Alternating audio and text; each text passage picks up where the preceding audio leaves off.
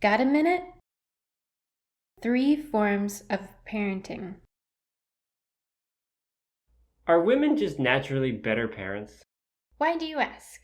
Well, my wife always seems to know what's wrong or how to do something better than I do. Give me an example. When our baby cried, she always seemed to know what was wrong and what to do. You think she could do that just by instinct? It sure seemed that way. Well, if your baby was crying, maybe your wife knew when the baby had last eaten or been changed. That would narrow the options, wouldn't it? Yep.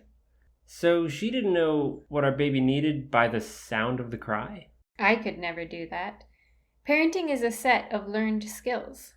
Not just plug and play straight out of the box?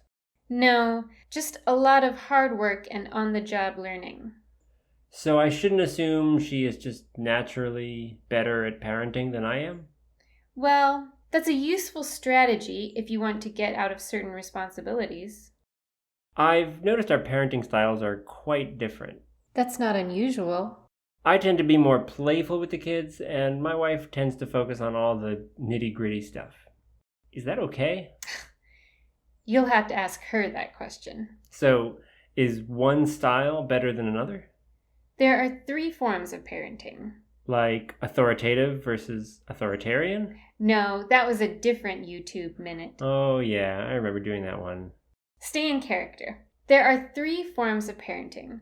The first is direct or hands-on parenting, like feeding your child or wiping his runny nose. Then there's Indirect parenting. Yes. Do you know what that is? Not a clue. This is the parenting that goes on when the child is not around. Huh? It is the tracking of where the child is, who they are with, have they eaten, is it time for their nap, are we up to date on vaccinations, what time do they need to be picked up? I get the picture. All the things my wife does that I'm clueless about? You don't have to be clueless. So is my child play just that, but not really parenting? Actually, play is the 3rd form of parenting, and it is important as well.